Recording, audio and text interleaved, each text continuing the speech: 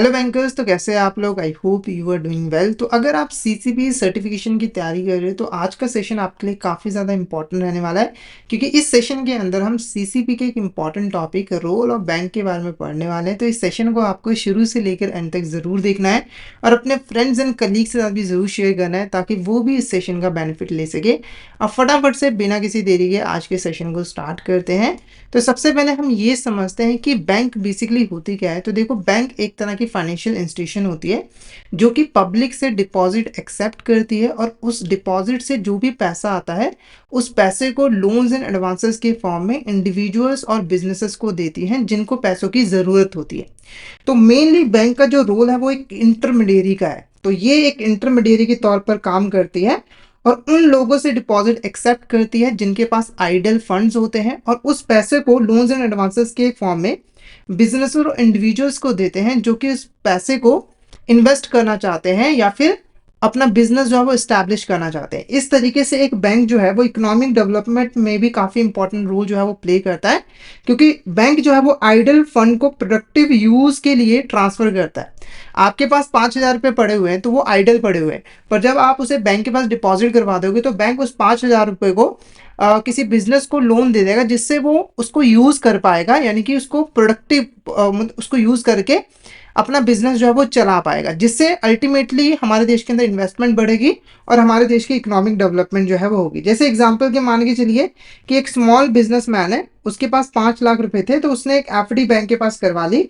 फिर उस बैंक ने उस एफडी का एक पार्ट जो है वो बेंगलुरु में एक स्टार्टअप है उसको लोन के फॉर्म में दे दिया। तो इस आइडल फंड को उसने बेसिकली प्रोडक्टिव यूज के लिए ट्रांसफर जो है वो कर दिया है। ठीक है, अब यहाँ पर हम बात करेंगे टाइप्स ऑफ डिपॉजिट। देखो, बैंक जो भी डिपॉजिट एक्सेप्ट करता है उसको हम ब्रॉडली 2 कैटेगरीज में डिवाइड कर सकते हैं। एक होता है डिमांड डिपॉजिट और एक होता है टर्म डिपॉजिट। डिमांड डिपॉजिट्स ऐसे डिपॉजिट्स होते हैं जो कि कस्टमर की डिमांड के ऊपर रिपेबल होते हैं। देखो, जब एक कस्टमर अपना पैसा बैंक के पास डिपॉजिट करवाता है तो कभी ना कभी बैंक को वो पैसा कस्टमर को वापस करना होता है, क्योंकि अल्टीमेटली वो पैसा किसका है? कस्टमर का ही है। जैसे मान के चलिए आपने 5 लाख रुपए बैंक के पास डिपॉजिट करवाए, ठीक है, तो ये जो 5 लाख रुपए हैं वो आपके हैं, तो बैंक कभी ना कभी ये पैसा आपको वापस करेगा। ठीक है, तो डिमांड डिपॉजिट ऐसे डिपॉजिट्स होते हैं जो कि कस्टमर की डिमांड के ऊपर रिपेबल होते हैं, यानी कि आपने बैंक से अपना पैसा मांगा तो बैंक ने आपका पैसा जो है वो वापस कर दिया। इसके अंदर मेनली हमारे सेविंग डिपॉजिट आते हैं और करंट डिपॉजिट आते हैं। ठीक है, एक आपका होता है टर्म डिपॉजिट। टर्म डिपॉजिट के अंदर आप जो पैसा वो एक पर्टिकुलर टाइम पीरियड के लिए डिपॉजिट करवाते हो। जैसे आपके पास 5 लाख रुपए थे तो आपने 5 लाख रुपए 5 सालों के लिए बैंक के पास डिपॉजिट करवा के रख दिए हैं। अब आप बैंक से अपना पैसा वापस नहीं मांग सकते हो 5 साल से पहले, यानी कि बैंक आपका पैसा जो है वो 5 साल के बाद ही आपको जो है वो रिपे करेगा। तो ये आपका टर्म डिपॉजिट होता है जिसमें आप एक पर्टिकुलर टाइम पीरियड के लिए अपना पैसा बैंक के पास डिपॉजिट करवा के रखते हो। ठीक है, तो अब आप समझ चुके हो, तो आप जो डिपॉजिट्स प्रोडक्ट्स हैं उसको थोड़ा सा समझ लेते हैं। सबसे पहले सेविंग डिपॉजिट। तो देखो, सेविंग डिपॉजिट एक ऐसा डिपॉजिट है जिसके अंदर अगर आप पैसा डिपॉजिट करवाते हो तो आपका पैसा लॉन्ग टाइम के अंदर ग्रो हो जाएगा। क्यों? क्योंकि इसके ऊपर आपको इंटरेस्ट मिलता है, सेविंग अकाउंट के ऊपर आपको इंटरेस्ट मिलता है और ये काफ़ी लिक्विड भी होता है, यानी कि आप जब चाहे इसमें से पैसा विड्रॉ भी जो है वो करवा सकते हो। साथ के साथ आपको एटीएम की भी फैसिलिटी मिलती है, यानी कि आप एटीएम से पैसे विड्रॉ भी करवा सकते हो और ऑनलाइन पेमेंट वगैरह भी कर सकते हो। और नॉर्मली ये जो सेविंग डिपॉजिट्स होते हैं इनको जो सैलरीड एम्प्लॉयज होते हैं जो कि जॉब करते हैं वो यूज करते हैं। फिर आता है आपका यहाँ पर फिक्स डिपॉजिट। तो फिक्स डिपॉजिट एक तरह का टर्म डिपॉजिट होता है जिसके अंदर आप एक फिक्स टेन्योर के लिए पैसा जो है वो बैंक के पास डिपॉजिट करवाते हो और इस पे जो आपको इंटरेस्ट मिलता है वो सेविंग अकाउंट की कंपैरिजन में ज्यादा होता है, क्योंकि आप एक पर्टिकुलर टाइम पीरियड के लिए बैंक के पास पैसा डिपॉजिट करवा रहे हो और उससे पहले आप बैंक से पैसा नहीं मांग सकते हो, तो इसीलिए आपको ज्यादा इंटरेस्ट मिलता है। हालांकि अगर आप प्री मेच्योर विड्रॉवल करवाना चाहते हो, जैसे आपने 5 साल के लिए डिपॉजिट करवाया और आप 4 साल में ही विड्रॉवल करवाना चाहते हो, तो वहां पर आप बैंक को एक पेनल्टी पे करके विड्रॉवल कर सकते हो। नॉर्मली आपका जो इंटरेस्ट रेट है वो काट लिया जाता है और इसको नॉर्मली जो रिटायरीज होते हैं, लॉन्ग टर्म सेवर्स होते हैं, वो यूज करते हैं। फिर आता है आपके यहाँ पर रेकरिंग डिपॉजिट। तो रेकरिंग डिपॉजिट एक ऐसा डिपॉजिट होता है जिसके अंदर आप ना मंथली बेसिस के ऊपर, मतलब आप कह सकते हो कि एक आप मंथली बेसिस के ऊपर पैसा जो है वो बैंक के पास डिपॉजिट करवाते रहते हो। जैसे मान के चलिए आप 1,000 रुपये हर महीने बैंक के पास जो है वो डिपॉजिट करवा रहे हो 5 सालों के लिए और 5 साल पे जाकर ये आपका डिपॉजिट मेच्योर हो जाएगा और आपको प्रिंसिपल अमाउंट प्लस इंटरेस्ट मिलेगा। तो ये आपका रेकरिंग डिपॉजिट होता है। तो ये भी एक तरह का टर्म डिपॉजिट ही होता है, बस ये एफडी से इसीलिए डिफर करता है क्योंकि यहाँ पर जो पैसा है वो एक बार में डिपॉजिट नहीं करवाया जाता, बल्कि आप मंथली बेसिस पे या फिर जो भी आपने टाइम पीरियड फिक्स किया है उसके अंदर जो है वो डिपॉजिट करवाते हो। ठीक है, फिर आपका आता है यहाँ और रेकरिंग डिपॉजिट्स को नॉर्मली जो स्टूडेंट्स होते हैं और जो स्मॉल इन्वेस्टर्स होते हैं वो यूज करते हैं। फिर आपका आता है यहाँ पर करंट डिपॉजिट। देखो करंट डिपॉजिट का यूज जो है वो बिजनेसमैन करते हैं, क्योंकि देखो बिजनेसमैन को डेली बेसिस पे बहुत सारी ट्रांजेक्शन्स परफॉर्म करनी पड़ती हैं, काफ़ी ज़्यादा विड्रॉवल करने पड़ते हैं, काफ़ी पैसा डिपॉजिट करवाना पड़ता है। तो वो करंट अकाउंट जो है वो यूज़ करते हैं, क्योंकि करंट अकाउंट काफ़ी लिक्विड माना जाता है। इससे ना आप कभी भी कितने भी अमाउंट में पैसा जो है वो विड्रॉ करवा सकते हो, इसके ऊपर कोई भी रिस्ट्रिक्शन नहीं होती। आप अनलिमिटेड विड्रॉवल वगैरह जो है वो करवा सकते हो। हालांकि इसके ऊपर आपको कोई भी इंटरेस्ट जो है वो नहीं मिलता, और नॉर्मली इसको जो बिजनेसेस होते हैं और जो ट्रेडर्स होते हैं वो यूज़ करते हैं। फिर आता है आपका फ्लेक्सी डिपॉजिट। देखो फ्लेक्सी डिपॉजिट जो है वो एफडी और सेविंग को कंबाइन करता है, यानी कि इन डिपॉजिट प्रोडक्ट के अंदर आपको एफडी और सेविंग अकाउंट दोनों की ही फैसिलिटी जो है वो मिल जाती है। आपको लिक्विडिटी भी मिलती है, जब चाहे आप पैसा विड्रॉ भी करवा सकते हो, और आपको एफडी का इंटरेस्ट भी जो है वो मिल जाता है। और इसको नॉर्मली जो हाई इनकम इंडिविजुअल्स होते हैं, प्रोफेशनल्स होते हैं, वो यूज करते हैं। एग्जाम्पल के मान के चलिए एक टीचर है मुंबई के अंदर, वो 1 लाख रुपए एफडी के अंदर डिपॉजिट करवा सकते हैं 3 सालों के लिए, जिसके ऊपर उसको हायर इंटरेस्ट मिलेगा। और एक शॉपकीपर जो है वो करंट अकाउंट जो है वो ओपन करवा सकता है अपने डेली ट्रांजेक्शन्स को कंप्लीट करने के लिए। अब क्वेश्चन उठता है कि why do people deposit money in the bank? लोग पैसा क्यों डिपॉजिट करवाते हैं बैंक के अंदर? सबसे पहले देखो सिक्योरिटी ऑफ फंड्स। जैसे नॉर्मली देखो आपके पास 5 लाख रुपए, तो कभी भी आप उसको अपने घर में नहीं रखोगे। क्यों? क्योंकि ये बहुत बड़ी अमाउंट है।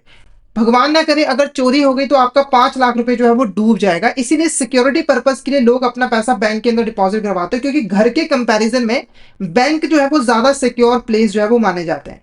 एक बार आपने बैंक में पैसा डिपॉजिट करवा दिया तो आप निश्चिंत हो जाते हो, आपको चिंता करने की जरूरत नहीं होती है। ठीक है, पहले के जमाने में क्या होता था, लोग जो अपना जो पैसा होता था उसको जमीन में दबा के रख देते थे ताकि चोर आए भी तब भी उसको मिले ना।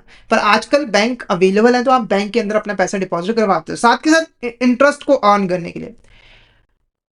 आप घर में पैसा रखोगे तो आपको कोई इंटरेस्ट नहीं मिलने वाला है, समय के साथ उसकी वैल्यू कम ही हो जाएगी। ठीक है, जैसे मान के चलिए आपके ग्रैंड पेरेंट्स है, उन्होंने 10 रुपए मान लो 1950 के अंदर 10 रुपए अपने पास रखे रखे घर में छुपा के रख लिए, और आज 2025 है तो उसकी वैल्यू बढ़ी होगी या फिर कम हो गई हो? कम हो गई होगी। ठीक है, 10 रुपए की आज बहुत कम वैल्यू है। पर अगर उस 10 रुपए को उन्होंने बैंक में डिपॉजिट करवाया होता तो इतने सालों में इंटरेस्ट मिल मिलकर वो उसकी अमाउंट काफी ज्यादा बढ़ जाती। ठीक है, तो इंटरेस्ट अर्न करने के लिए भी पैसा लोग डिपॉजिट करवाते हैं। साथ के साथ एटीएम जैसी फैसिलिटी लेने के लिए, चेक जैसी फैसिलिटी लेने के लिए, यूपीआई करने के लिए, इंटरनेट बैंकिंग करने के लिए भी पैसा डिपॉजिट करवाते हैं। और आजकल तो इतनी ज़्यादा फैसिलिटी मिल चुकी है कस्टमर को कि वो आसानी से फंड ट्रांसफर वगैरह भी जो है वो कर सकते हैं। एग्जाम्पल पे एक सॉफ्टवेयर इंजीनियर जो है वो इंटरनेट बैंकिंग और मोबाइल बैंकिंग ऐप का यूज़ करके मनी वगैरह जो है वो ट्रांसफर कर सकता है और बिल्स भी इंस्टेंटली पे कर पाता है। अब बात करेंगे लैंडिंग की। देखो अगर हम बैंक के कोर फंक्शंस की बात करें, ट्रेडिशनल फंक्शंस की बात करें, तो वो तो आपके डिपॉजिट एक्सेप्ट करना और लैंडिंग करना है। मतलब इस प्रोडक्ट से ही, मतलब इस फंक्शन से ही बैंक की पहचान होती है। तो लैंडिंग जो है वो बैंक का कोर फंक्शन है और इससे उसको रेवेन्यू जो है वो मेनली मिलता है। ठीक है, तो बैंक जो मोस्ट ऑफ देयर इनकम कमाते हैं वो लैंडिंग करके ही जो है वो कमाते हैं। क्यों? क्योंकि देखो नॉर्मली जो डिपॉजिट एक्सेप्ट करते हैं बैंक, जैसे मान के चलिए एक बैंक ने 5 लाख रुपए यहाँ पर डिपॉजिट एक्सेप्ट किए, तो उसके ऊपर वो जो इंटरेस्ट पे करते हैं, और इस 5 लाख रुपए को जब वो लोन पे देते हैं तो जो इंटरेस्ट चार्ज करते हैं उसके बीच में डिफरेंस होता है। जैसे 5 लाख पे बैंक इंटरेस्ट पे करिए 4% का, और जब 5 लाख रुपए बैंक ने लोन दिया तो उसके वो इंटरेस्ट चार्ज करिए 8% का, तो ये 4% का जो डिफरेंस है वो उसका सीधा सीधा प्रॉफिट हो जाएगा। ठीक है, तो बैंक यहाँ पर डिपॉजिटर के मनी को ही लैंड कर देते हैं। ठीक है, प्रोडक्टिव लोन्स के लिए, इन्वेस्टमेंट के लिए, और उससे वो पैसा जो है वो कमाते हैं इंटरेस्ट मार्जिन की फॉर्म में। अब बात करेंगे types of loans and advances by bank. तो बैंक कितने तरह के यहाँ पर लोन्स वगैरह देते हैं। सबसे पहले आता है होम लोन। तो ये जो लोन है वो बैंक देता है घर बनाने के लिए। अगर आप अपना घर बनाना चाहते हो, कोई रेजिडेंशियल प्रॉपर्टी बनाना चाहते हो, तो उसके लिए आप होम लोन जो है वो ले सकते हो। और कोई इंडिविजुअल या फिर जो फैमिली है वो साथ में मिलकर होम लोन ले सकती है। फिर आता है व्हीकल लोन। तो अगर आपको कोई कार खरीदनी है, कोई बाइक खरीदनी है, तो आप व्हीकल लोन जो है बैंक से ले सकते हो, और इसको नॉर्मली जो सैलरीड पीपल होते हैं, प्रोफेशनल्स होते हैं, वो बाय करते हैं, मतलब लेते हैं। उसके बाद बिजनेस लोन। तो अगर कोई बिजनेसमैन है, वो अपने बिजनेस ऑपरेशंस को एक्सपैंड करना चाहते हैं, तो वो बिजनेस लोन ले सकता है, और नॉर्मली ये इंटरप्रेन्योर्स और एमएसएमईज जो है वो लेते हैं। उसके बाद आता है एजुकेशन लोन। तो अगर आपको हायर स्टडीज करनी, चाहे इंडिया के अंदर करनी, चाहे अब्रॉड के अंदर करनी है, तो आप एजुकेशन लोन जो है वो ले सकते हो। और नॉर्मली इनको जो है वो स्टूडेंट्स लेते हैं। कौन लेते हैं? स्टूडेंट्स लेते हैं, ठीक है। फिर आता है पर्सनल लोन। पर्सनल लोन कोई लेता है अपने पर्सनल एक्सपेंसेस को कवर करने के लिए। जैसे पर्सनल लेवल के ऊपर हम बात करें तो आपको एजुकेशन पे खर्च करना पड़ता है, आपको जो कंज्यूमर ड्यूरेबल्स प्रोडक्ट्स हैं उनके ऊपर खर्च करना पड़ता है, ठीक है। तो उसके लिए आपको फंड चाहिए, जैसे एसी खरीदना हो, फ्रिज खरीदना हो, है ना, इसके लिए आपको फंड चाहिए। तो वहां पर आप पर्सनल लोन जो है वो ले सकते हो, ठीक है। उसके बाद अगर हम बात करें यहाँ पर एग्जांपल की, तो एक स्टार्टअप है हैदराबाद के अंदर, उसने बिजनेस लोन लिया है 10 लाख रुपए का, ताकि वो एक न्यू मशीनरी जो है वो बाय कर सके। और एक यंग प्रोफेशनल है, उसने एक कार लोन लिया है 5 लाख रुपए का, ठीक है। अब बात करते हैं wise lending risky for banks. अब ये जो लैंडिंग प्रैक्टिस है ना, ये जो लैंडिंग बैंक करता है वो काफी ज्यादा रिस्की माना जाता है। क्यों? क्योंकि देखो, जब एक बैंक लैंडिंग करता है तो वो अपना पैसा बॉर्वर को देता है। जैसे मान के चलिए एक बैंक ने 5 लाख रुपए का लोन दिया ए पर्सन को, ठीक है, 5 सालों के लिए। तो बैंक ने अपना पैसा ए पर्सन को यहाँ पर जो है वो दिया।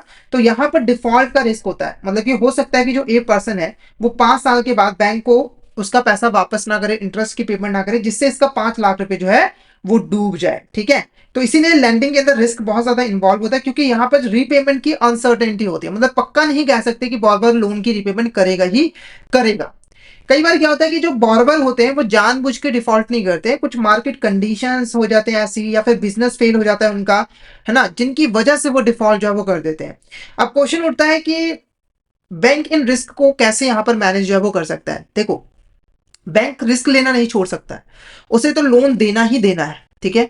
अब एक ही तरीका बैंक के पास बचता है कि उसे रिस्क को मैनेज करना पड़ेगा। वो रिस्क को कैसे मैनेज कर सकता है? सबसे पहले क्रेडिट अप्रेजल करनी पड़ेगी बैंक को।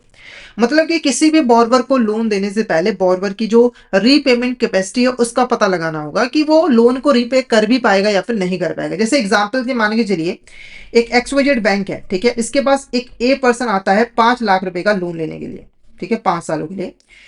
तो एक्सवाइजेड जो बैंक है वो लोन देने से पहले ये पता लगाएगा कि इसकी क्रेडिट वर्दीनेस कैसी है, इसकी रीपेमेंट कैपेसिटी कैसी है, क्या ये 5 लाख रुपए का लोन रीपे कर भी पाएगा। जैसे मान के चलिए जो एक्सवाइजेड बैंक है वो इसकी इनकम का पता लगाएगा कि ये इसकी इनकम कितनी है। मान के चलो इसकी जो एनुअल इनकम है वो यहाँ पर 10 लाख रुपए है। तो बैंक को पता लग जाएगा कि आसानी से लोन की रिपेमेंट जो है वो कर देगा। पर अगर इसकी जो एनुअल इनकम है वो अगर 20,000 रुपए थी, तो क्या ये 5 लाख रुपए रिपे कर पाता 5 साल में? बिल्कुल नहीं कर पाता। तो यहाँ पर बैंक जो है वो लोन नहीं देगा। तो क्रेडिट अप्रेजल करनी जरूरी है, यानी कि बॉर्बर की जो रिपेमेंट कैपेसिटी है उसको जानना जो है वो जरूरी है। उसके बाद मार्जिन रिक्वायरमेंट्स बैंक को रखने चाहिए। मतलब कि कितना लोन देना है वो बैंक को खुद से डिटरमाइन करना है। जैसे अगर कोई बॉर्बर 5 लाख रुपए का लोन लेने आए तो बैंक को पहले ये पता लगाना पड़ेगा कि एक्चुअली में इसको लोन की जरूरत कितनी है। जैसे हो सकता है कि इसके पास 1 लाख रुपए पहले से ही हो, ठीक है, और एक्चुअली में इसको सिर्फ 4 लाख रुपए की जरूरत हो। तो बैंक को ये मार्जिन डिटरमाइन करना पड़ेगा और पहले से पता लगाना पड़ेगा कि कितना लोन उसे देना है। फिर डिवर्सिफिकेशन का यूज कर सकते हैं। डिवर्सिफिकेशन का मतलब है कि जो बैंक है वो जो लैंडिंग है वो किसी एक सेक्टर को नहीं करेगा, एक इंडिविजुअल को नहीं करेगा, एक बिजनेस को नहीं करेगा, बल्कि मल्टीपल सेक्टर्स में लैंडिंग करेगा, मल्टीपल बिजनेसेस को लोन देगा, मल्टीपल इंडिविजुअल्स को लोन देगा, जिससे उसका रिस्क जो है वो डिवर्सिफाई हो जाए। जैसे एग्जांपल के मान के चलिए एक एक्सवाइजेड बैंक है, उसके पास जो टोटल फंड्स होते हैं इसका 50% वो रियल इस्टेट सेक्टर में लोन देता है। मतलब एक सेक्टर में वो 50% फंड्स अपने जो है वो यूज कर लेता है, डिप्लॉय कर देता है।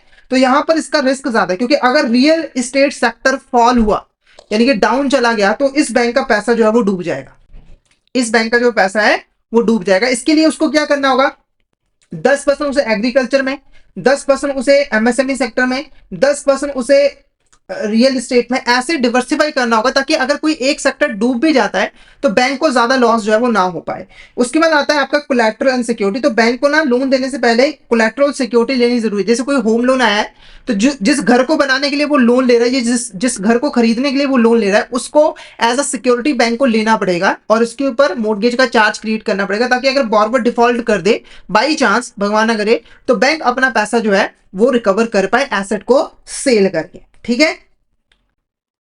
उसके बाद प्राइसिंग एंड इंटरेस्ट रेट को प्राइस मतलब इंटरेस्ट रेट डिटरमाइन करना। देखो, अगर जो रिस्क लेवल है वो ज्यादा है, मतलब कि बैंक ज्यादा रिस्क ले रहा है, बॉर्बर ज्यादा रिस्की है, तो वहां पर बैंक को ज्यादा इंटरेस्ट जो है वो लेना पड़ेगा, इंटरेस्ट चार्ज करना पड़ेगा। क्योंकि देखो, जितना ज्यादा रिस्क उतना ज्यादा रिटर्न।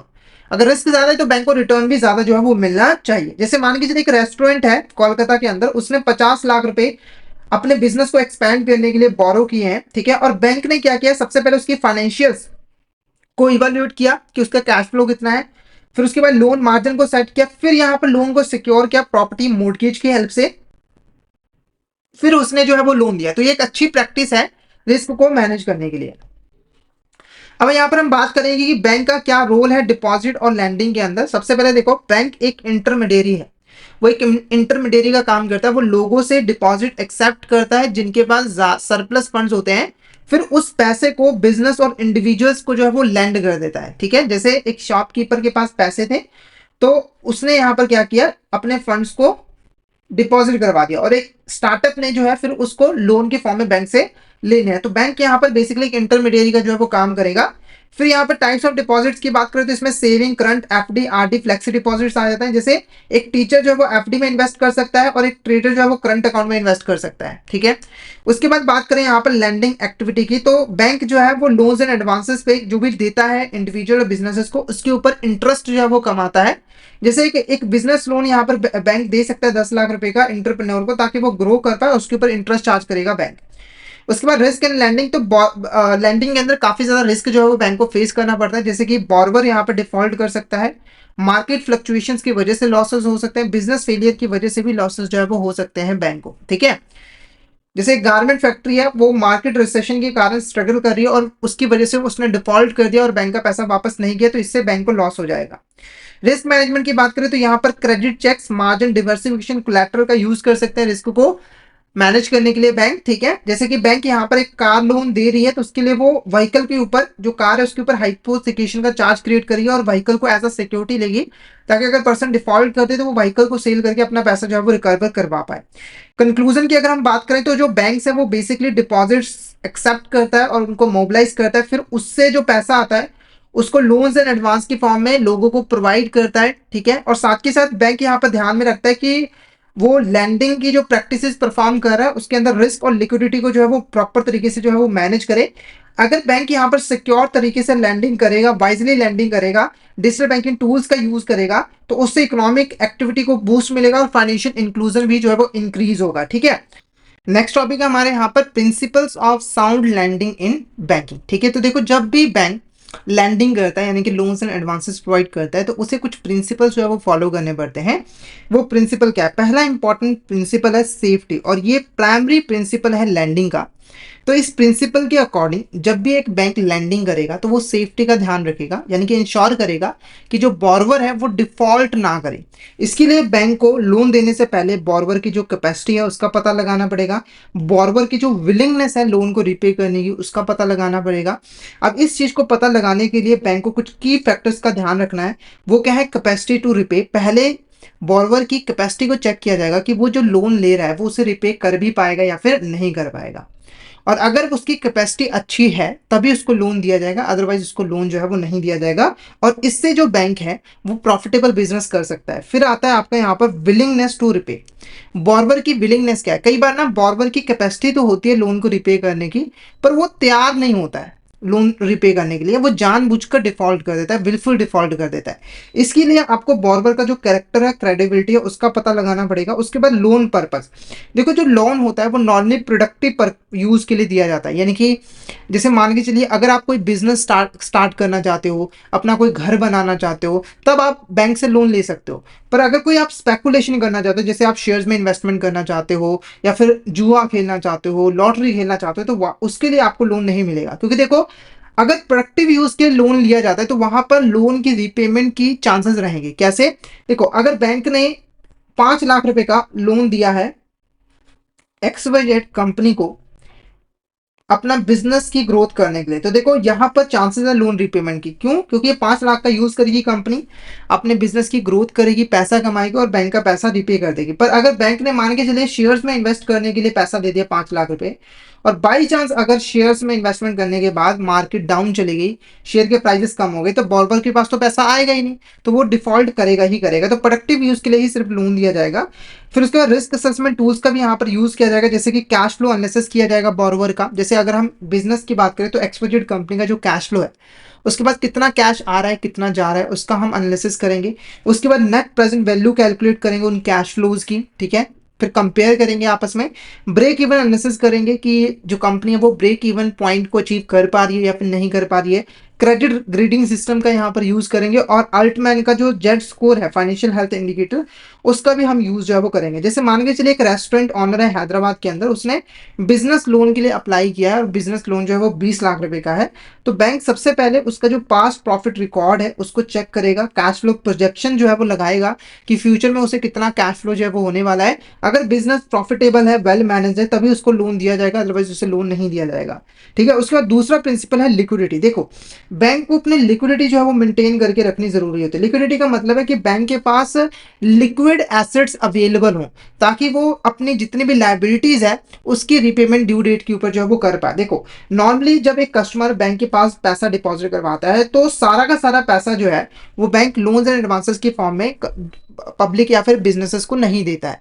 क्यों? क्योंकि देखो, जो डिपॉजिटर है, खास करके जो डिमांड डिपॉजिटर हैं, वो अपना पैसा कभी भी बैंक से मांग सकते हैं। तो बैंक को एक लिक्विडिटी जो है वो मेंटेन करके रखनी पड़ती है, ताकि जब डिपॉजिटर अपना पैसा मांगने आए तो बैंक उसका डिपॉजिटर का जो पैसा है वो रिपे जो है वो कर पाए। ठीक है। तो बैंक को हमेशा इंश्योर करना है कि उसके पास लिक्विड फंड्स अवेलेबल हो, ताकि जितने भी यहाँ पर डिपॉजिट विड्रॉवल्स हैं, लोन रिपेमेंट्स है, वो वहां पर टाइम पे जो है वो कर पाए। क्योंकि बैंक लोन भी लेता है तो वो लोन की भी पेमेंट जो है वो ड्यू डेट के ऊपर कर पाए। अब नॉर्मली देखो, लिक्विडिटी की प्रॉब्लम कब अराइज होती है? जब यहाँ पर शॉर्ट टर्म डिपॉजिट और लॉन्ग टर्म लोन्स के बीच में मिसमैच आ जाता है। जैसे एग्जांपल के मान के चलिए, बैंक ने यहाँ पर 5 लाख रुपए डिपॉजिट एक्सेप्ट किया, मान लो एफडी है, ठीक है, और ये 3 सालों की एफडी है, यानी कि 3 साल के बाद बैंक को 5 लाख रुपए डिपॉजिटर को वापस करने हैं।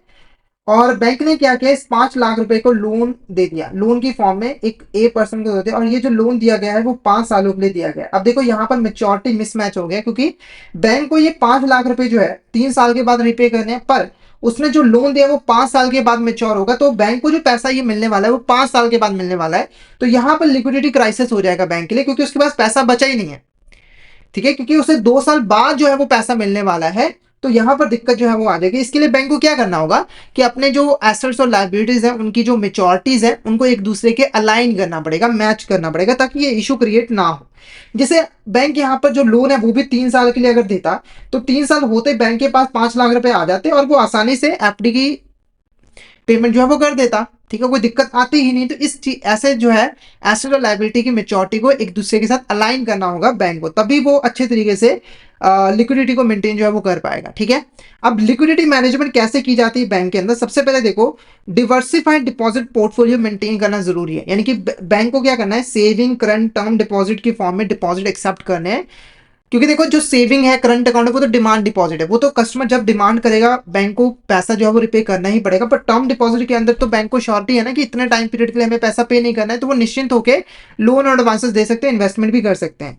एसेट लायबिलिटी मैनेजमेंट प्रैक्टिसेस को फॉलो करना है, अपने खुद के जो कैश इनफ्लोज है, आउटफ्लोज है, उनको मॉनिटर करते रहना है, और उसके हिसाब से ही उसे इन्वेस्टमेंट वगैरह करनी है, लोन एंड एडवांसेस जो है वो देने हैं। लोन रिपेमेंट प्लानिंग यहाँ पर करनी है, यानी कि लोन देने से पहले ही बॉर्बर को बता देना है कि उसे कितने टाइम पीरियड में लोन की रिपेमेंट जो है वो करनी है। ठीक है, ताकि बैंक को एक श्योरिटी हो सके कि उसको कितने टाइम में पैसा मिल जाएगा, ताकि उसके हिसाब से वो फर्दर लोन्स और एडवांसेस जो है वो प्रोवाइड कर सके। फिर इजी सेल ऑफ सिक्योरिटी, तो बैंकों को क्या करना है, जो भी कोलैटरल यहाँ पर वो एक्सेप्ट करते हैं, वो कोलैटरल ऐसे हों जिसको मार्केट में इजीली जो है वो सेल किया जा सके। ठीक है, तो इस बात का भी यहाँ पर बैंक को जो है वो ध्यान रखना है।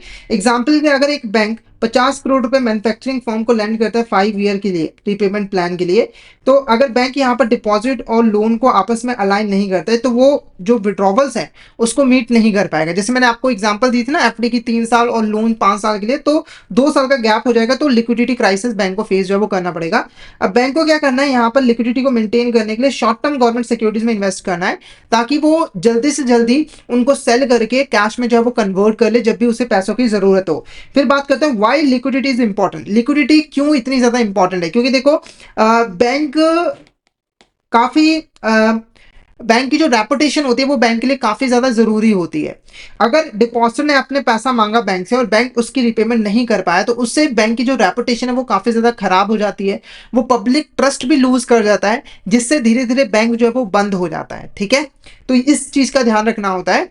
अब हम बात करेंगे की कंसेप्ट की बात करें, तो ये एसेट लायबिलिटी मैनेजमेंट हो गया। तो लिक्विडिटी को मेंटेन करने के लिए बैंक को एसेट लायबिलिटी मैनेजमेंट जो है वो करनी पड़ती है। इसके अंदर बेसिकली बैंक अपनी एसेट और लायबिलिटीज की जो मेच्योरिटीज होती हैं उसको एक दूसरे के साथ अलाइन करते हैं ताकि कोई किसी भी तरह का लिक्विडिटी रिस्क जो है वो अराइज ना हो।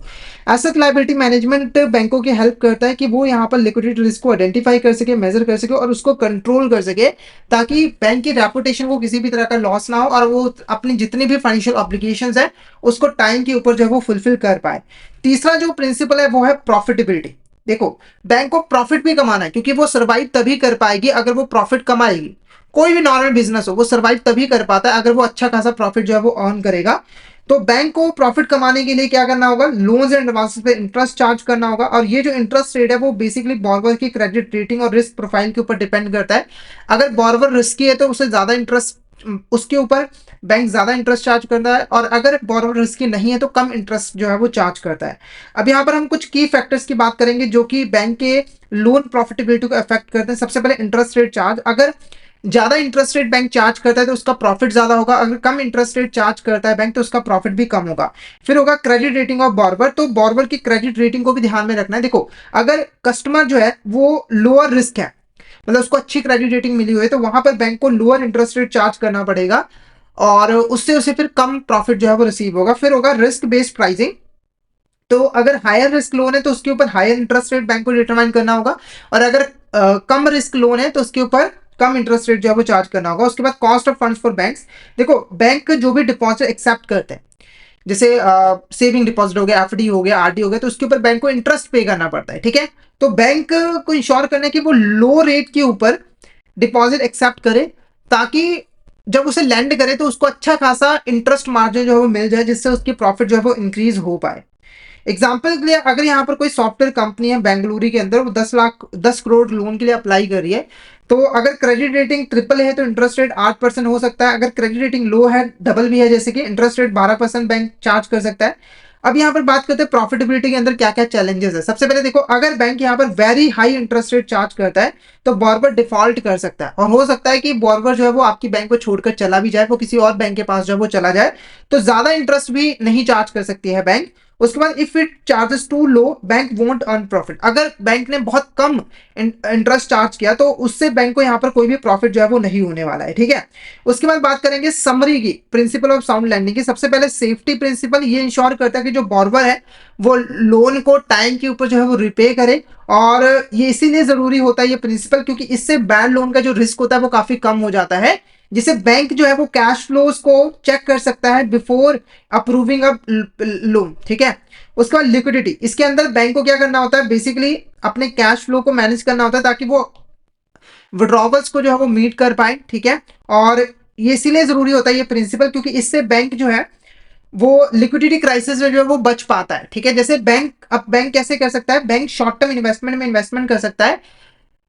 शॉर्ट टर्म इन्वेस्टमेंट्स में इन्वेस्टमेंट कर सकता है ताकि उसकी जो लिक्विडिटी है वो मेंटेन रहे और जरूरत पड़ने पर उसे सेल करके कैश में जो है वो कन्वर्ट कर ले। फिर आता है आपका यहाँ पर प्रॉफिटेबिलिटी। बैंक जो है वो जो भी लोन्स हैं उसके ऊपर इंटरेस्ट चार्ज करता है जिससे वो प्रॉफिट जो है वो कमा सकता है और प्रॉफिट, ये जो प्रिंसिपल है वो बैंक की फाइनेंशियल ग्रोथ को जो है वो इंश्योर करता है। अगर कोई रिस्की बॉर्बर है तो बैंक को यहाँ पर हायर इंटरेस्ट रेट चार्ज करना चाहिए और अगर कोई कस्टमर जो है वो प्रॉफिटेबल कस्टमर है तो वहां पर लोअर रेट्स भी बैंक जो है वो चार्ज कर सकता है। तो ये यहाँ पर 3 इंपॉर्टेंट प्रिंसिपल थे। आई होप आपको ये अच्छे तरीके से क्लियर हो गए होंगे। अगर आपको कोई भी डाउट आता है तो आप चैट बॉक्स में मैसेज करके पूछ सकते हो। अगर हम यहाँ पर कंक्लूजन की बात करें तो देखो, बैंक को सेफ्टी, लिक्विडिटी और प्रॉफिटेबिलिटी, इन तीनों के बीच में एक बैलेंस जो है वो क्रिएट करना पड़ता है अगर वो ज्यादा प्रॉफिट कमाना चाहती है, ज्यादा सेफ रहना चाहती है और ज्यादा लिक्विडिटी चाहती है। ठीक है, जैसे एग्जांपल दिया अगर मैं बताऊं आपको, मान के चलिए एक एक्सवाइजेड बैंक है। ठीक है, अगर इसमें से उसने बैलेंस प्रॉपर नहीं बनाया, जैसे मान के चलिए अगर बैंक ने प्रॉफिटेबिलिटी पे ज्यादा फोकस किया तो उस वो हाई रिस्क की लोन जो है वो देगा जिससे वो हायर इंटरेस्ट रेट चार्ज करेगा जिससे उसका प्रॉफिटेबिलिटी के चांसेस बढ़ जाएंगे, पर यहाँ पर सेफ्टी कॉम्प्रोमाइज हो जाएगी क्योंकि हाई रिस्क लोन देगा तो वहां पर सेफ्टी चांसेस है कि बॉर्बर डिफॉल्ट कर दे। पर अगर सेफ्टी के ऊपर बैंक ज्यादा ध्यान देगा तो वो रिटर्न कम कमाएगा क्योंकि सेफ लोन पर, जो सेफ लोन होते हैं उसके ऊपर कम इंटरेस्ट चार्ज करना पड़ता है बैंक को। अगर वो लिक्विडिटी के फोकस करेगा यानी कि ज्यादा से ज्यादा एसेट्स को लिक्विड फॉर्म में रखेगा तो वो रिटर्न कमा ही नहीं पाएगा। इसलिए तीनों के बीच में प्रॉपर बैलेंस बनाना जरूरी होता है और बैंक जो है वो स्मार्ट लैंडिंग डिसीजंस के थ्रू प्रॉफिट को मैक्सिमाइज कर सकता है वाइल मैनेजिंग रिस्क, यानी कि वो रिस्क को प्रॉपर मैनेज करके मैक्सिमम प्रॉफिट जो है वो कमा सकता है। लैंडिंग जो है वो बेसिकली एक आर्ट होती है, एक साइंस भी होती है, जिसके अंदर बैंक जो है वो डिटेल बॉर्बर इवैल्यूएशन करता है, क्रेडिट रिस्क को मैनेज करता है और कैश फ्लो प्लानिंग करता है, ताकि वो इन तीनों प्रिंसिपल के बीच में एक बैलेंस जो है वो क्रिएट कर पाए। अब बात करेंगे पर्पस ऑफ लोन और रिस्क डिवर्सिफिकेशन एंड बैंकिंग। देखो, पर्पस ऑफ लोन की बात करें तो बैंक क्यों लैंड करते हैं, बैंक क्यों लोन देते हैं। देखो, बैंक कभी भी आपको सिर्फ इसलिए लोन नहीं देते कि आपने बैंक से लोन मांगा। जैसे आप बैंक के पास लोन लेने गए तो वहां पर आपको पर्पस बताना पड़ेगा कि आप किस पर्पस के लिए लोन जो है वो ले रहे हो। जैसे मैंने आपको स्टार्टिंग में बताया कि प्रोडक्टिव यूज के लिए ही बैंक लोन जो है वो देता है, स्पेकुलेटिव पर्पस के लिए जो है वो नहीं देता है। तो बॉर्बर को लोन तभी दिया जाएगा अगर वो प्रोडक्टिव यूज के लिए उसको यूज करेगा, ठीक है, क्योंकि इससे रीपेमेंट जो है वो इंश्योर की जाती है और इकोनॉमिक ग्रोथ भी होती है। अगर हम प्रोडक्टिव यूज ऑफ लोन की बात करें तो इसके अंदर सबसे पहले working capital needs. Working capital needs क्या होता है, देखो, अगर हम एक बिजनेस की बात करें तो उसे अपने डे टू डे ऑपरेशंस को परफॉर्म करना होता है, और डे टू डे ऑपरेशन को परफॉर्म करने के लिए उसको पैसों की जरूरत होती है, ठीक है। तो जो पैसा एक कंपनी अपने डे टू डे ऑपरेशंस को मैनेज करने के लिए यूज करती है, जैसे कि रॉ मटेरियल खरीदना, वेजेस पे करनी, सैलरीज पे करनी, वो आपका वर्किंग कैपिटल जो है वो कहलाता है। तो वर्किंग कैपिटल नीड्स के लिए बैंक जो है वो लोन देता है बिजनेसेस को। उसके बाद कैपिटल एक्सपेंडिचर के लिए बैंक जो है वो टर्म लोन भी देता है। जैसे अगर किसी कंपनी को मशीन बाय करनी है, अपनी फैक्ट्री को एक्सपेंड करना है, तो वहां पर वो बैंक से जो है वो टर्म लोन भी ले सकता है। उसके बाद रिटेल लोन भी प्रोवाइड करता है। रिटेल लोन बेसिकली इंडिविजुअल्स को जो है वो प्रोवाइड किया जाता है। फिर आपका यहाँ पर कॉर्पोरेट लोन आता है। कॉर्पोरेट लोन जो है वो लार्ज इंटरप्राइजेस को दिया जाता है ताकि वो अपने ऑपरेशंस को फंड जो है वो कर पाए। जैसे एक गारमेंट एक्सपोर्टर है मुंबई के अंदर, वो वर्किंग कैपिटल लोन ले सकता है ताकि वो यूएस से रॉ मटेरियल वगैरह जो है वो खरीद सके। उसके बाद एक बिजनेसमैन है बेंगलुरु के अंदर, वो यहाँ पर शेयर्स को बाई करने के लिए लोन के लिए जो है वो अप्लाई कर सकता है, पर इसके लिए लोन उसे नहीं मिलेगा क्योंकि ये स्पेकुलेटिव पर्पज है, और ये यहाँ पर आपका सही पर्पज है, प्रोडक्टिव पर्पज है, तो इसके लिए लोन तो मिल जाएगा पर इसके लिए लोन जो है वो नहीं मिलेगा। फिर आता है आपका यहाँ पर RBI guidelines on loan purposes. तो आरबीआई की क्या गाइडलाइंस है लोन पर्पजेस के ऊपर, तो देखो, कुछ यहाँ पर रिस्ट्रिक्टेड सेक्टर्स है जहां पर बैंक जो है वो लेंडिंग नहीं कर सकता है। सबसे पहले स्पेकुलेटिव ट्रेडिंग के लिए बैंक लोन नहीं दे सकता, जैसे स्टॉक मार्केट में इन्वेस्ट करना हो, कमोडिटीज में इन्वेस्ट करना हो, तो वहां पर बैंक लोन नहीं दे सकता। उसके बाद गैम्बलिंग और लॉटरी बिजनेस के लिए भी बैंक लोन नहीं दे सकता, और इलीगल एक्टिविटीज के लिए तो बिल्कुल भी नहीं दे सकता है। अब बात करेंगे यहाँ पर प्रायोरिटी सेक्टर लैंडिंग की। अब सबसे पहले प्रायोरिटी सेक्टर लैंडिंग क्या होती है इसको थोड़ा सा समझिए। तो पहले अगर हम प्रायोरिटी सेक्टर्स की बात करें कि प्रायोरिटी सेक्टर्स क्या होते हैं, तो देखो, किसी भी देश के अंदर कुछ ऐसे सेक्टर्स होते हैं, कुछ ऐसे एरियाज होते हैं जो कि उस देश के लिए बहुत ज्यादा इंपॉर्टेंट होते हैं, और देश की ग्रोथ के लिए जरूरी है कि इन सेक्टर्स की डेवलपमेंट की जाए। जैसे अगर हम इंडिया की बात करें तो इंडिया का जो एग्रीकल्चर सेक्टर है वो इंडिया के लिए बहुत ज्यादा जरूरी है, क्योंकि हमारे देश के आधे से ज्यादा जो पॉपुलेशन है वो डायरेक्टली इनडायरेक्टली एग्रीकल्चर के ऊपर ही डिपेंडेंट है। तो अगर हमें इंडिया की ग्रोथ करनी है तो हमें एग्रीकल्चर की भी ग्रोथ करनी है, तो ऐसे सेक्टर को हम प्रायोरिटी सेक्टर्स कहते हैं। और इन सेक्टर्स की ग्रोथ करने के लिए हमें इन्हें प्रॉपर तरीके से फंडिंग प्रोवाइड करनी पड़ती है, यानी कि क्रेडिट फैसिलिटी जो है वो प्रोवाइड करनी पड़ती है, ताकि वो उस पैसे को यूज करके अपनी ग्रोथ जो है वो कर सके। तो प्रायोरिटी सेक्टर लैंडिंग के अंदर जो बिजनेस, जो बैंक्स हैं, उनको अपने टोटल लोन्स एंड एडवांसेस का एक सर्टेन परसेंटेज जो है कंपलसरी प्रायोरिटी सेक्टर को जो है वो देना पड़ता है। जैसे एग्जाम्पल दिए, अगर आप मान के चलिए, जैसे मान के चलिए एक एक्सवाइजेड बैंक है, वो उसका जो टोटल लोन्स एंड एडवांसेस है वो 100 करोड़ है, तो प्रायोरिटी सेक्टर लैंडिंग जो है वो 10% है। तो आरबीआई ने मान के चलिए इसको बोला है कि आपको इसका 10% यानी कि 10 करोड़ रुपए मिनिमम आपको प्रायोरिटी सेक्टर्स में जो है वो देना पड़ेगा। तो एक्सवाइजेड बैंक ने यहाँ पर 100 करोड़ में से 10 करोड़ जो है वो उसने प्रायोरिटी सेक्टर को लोन्स एंड एडवांसेस के फॉर्म में दे दिया। तो ये जो लैंडिंग की गई है इसी को हम प्रायोरिटी सेक्टर लैंडिंग जो है वो कहते हैं, ठीक है। तो इस स्कीम के अंदर बैंकों को अपने टोटल लैंडिंग एक सर्टेन परसेंटेज है प्रायोरिटी सेक्टर को लोन्स एंड एडवांसेस के फॉर्म में देना पड़ता है। सबसे पहले प्रायोरिटी सेक्टर की बात करें तो वो है एग्रीकल्चर। एग्रीकल्चर के अंदर आपका फार्म लोन्स और डेयरी पोल्ट्री आ जाता है। इसके लिए आप जो है वो लोन ले सकते हो। जैसे एग्जांपल के लिए एक पंजाब में फार्मर है, वो यहाँ पर 5 लाख रुपए का लोन ले रहा है इरिगेशन के लिए, तो ये प्रायोरिटी सेक्टर के अंदर आ जाएगा। फिर आपका आता है हमारा यहाँ पर MSME, micro small medium enterprises business loan. क्या आपका यहाँ पर बिजनेस लोन, तो एमएसएमई सेक्टर जो है वो बिजनेस लोन जो है वो ले सकते हैं। जैसे एक स्मॉल मैन्युफैक्चरिंग यूनिट है, उसने चेन्नई में अपने प्रोडक्शन को एक्सपैंड करने के लिए लोन लिया है। फिर आपका आता है यहाँ पर एक्सपोर्ट क्रेडिट। तो जो बैंक है वो एक्सपोर्टर को यहाँ पर लोन जो है वो दे सकती है ताकि वो प्रोडक्ट बनाकर, सर्विसेज बनाकर एक्सपोर्ट कर सके ठीक है, जैसे कि एक सूरत के अंदर टेक्सटाइल फर्म है, वो वर्किंग कैपिटल लोन ले सकती है अपने डे टू डे ऑपरेशंस को परफॉर्म करने के लिए। फिर आता है आपका यहाँ पर एजुकेशन लोन।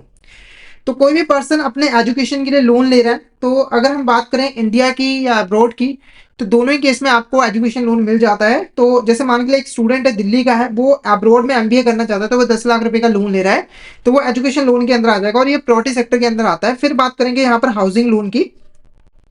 तो अगर कोई अपना घर बनवाना चाहता है, होम को कंस्ट्रक्ट करवाना चाहता है, तो वो हाउसिंग लोन जो है वो ले सकते हैं। जैसे कि एक प्रोफेशनल है, वो पुणे के अंदर 30 लाख रुपए का लोन ले रहा है अपने घर को बनाने के लिए। एग्जाम्पल के लिए अगर हम बात करें तो एक स्मॉल डेयरी फार्म है गुजरात के अंदर, उसने 7 लाख रुपए का प्रायोरिटी सेक्टर लोन लिया है ताकि वो कैटल को बाय कर सके और अपने बिजनेस को एक्सपैंड कर सके, तो ये प्रायोरिटी सेक्टर के अंदर आएगा। पर एक कसिनो बिजनेस है गोवा के अंदर, उसने लोन के लिए अप्लाई किया है, तो ये जो लोन है वो यहाँ पर प्रायोरिटी सेक्टर के अंदर जो है वो नहीं आएगा।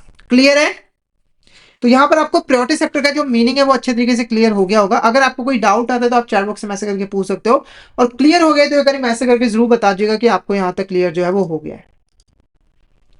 ठीक है, नेक्स्ट बात करेंगे यहाँ पर डिवर्सिफिकेशन ऑफ रिस्क। तो देखो, अगर एक बैंक अपने लैंडिंग रिस्क को कम करना चाहता है तो उसे डिवर्सिफिकेशन करनी जरूरी है।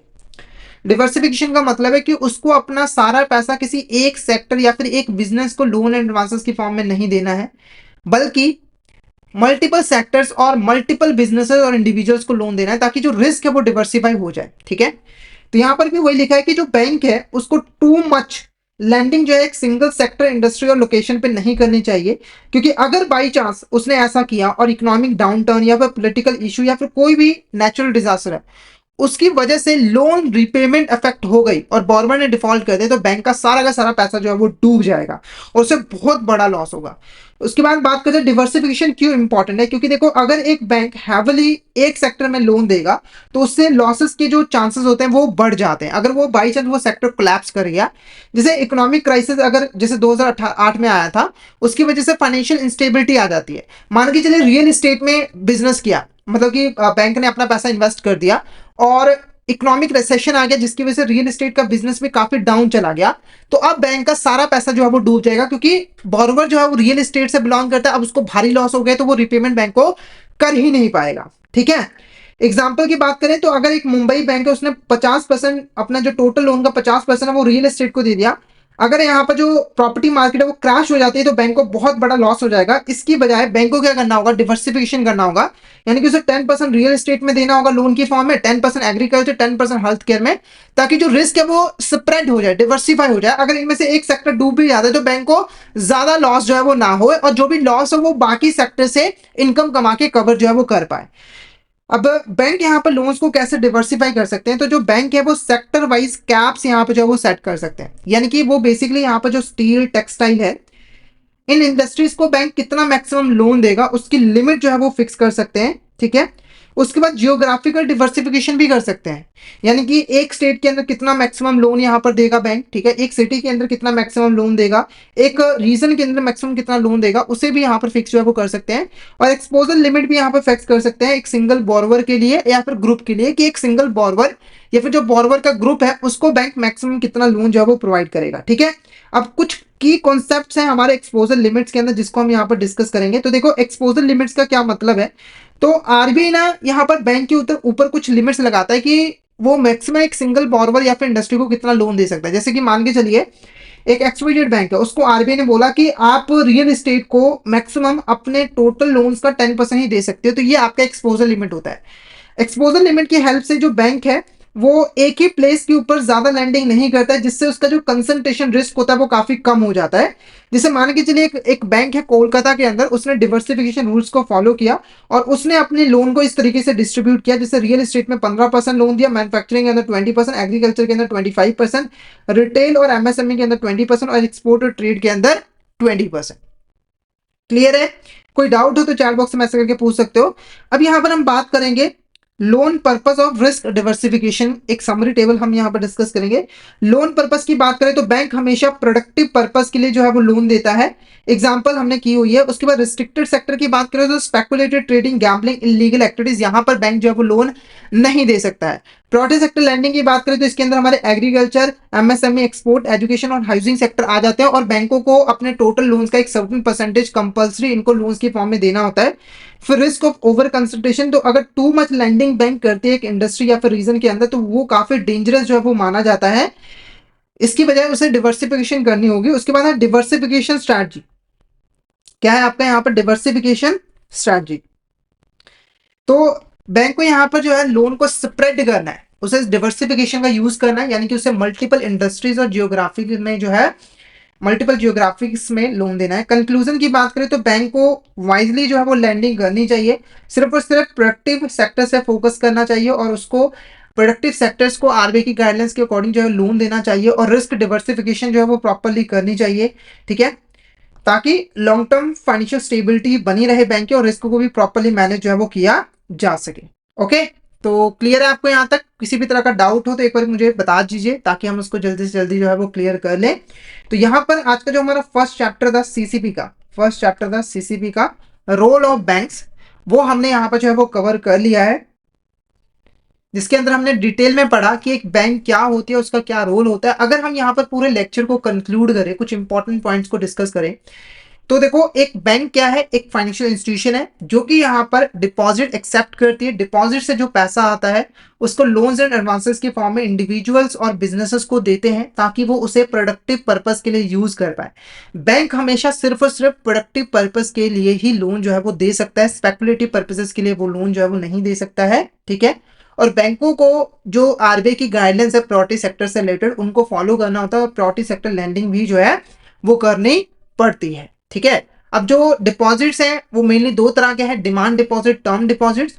और अगर हम लोन्स की बात करें तो उसमें कई टाइप्स आ जाते हैं, जैसे कि home loan, personal loan, education loan और हमारे बिजनेस लोन। ओके, और ऐसे ही हमारी जो आने वाली जो क्लासेस हैं वहां पर हम बाकी की जो चैप्टर्स हैं उनको कवर करेंगे।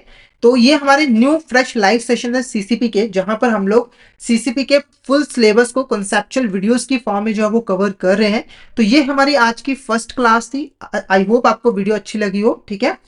और अगर आप सिस्टमैटिक वे में सीसीपी की प्रिपरेशन करना चाहते हो तो आप हमारे कोर्सेज में एनरोल कर सकते हो, जहां पर हम आपको प्रोवाइड करवाते हैं कंसेप्चुअल वीडियोस जो कि हमारे हिंदी और इंग्लिश लैंग्वेज के मिक्स में अवेलेबल होते हैं।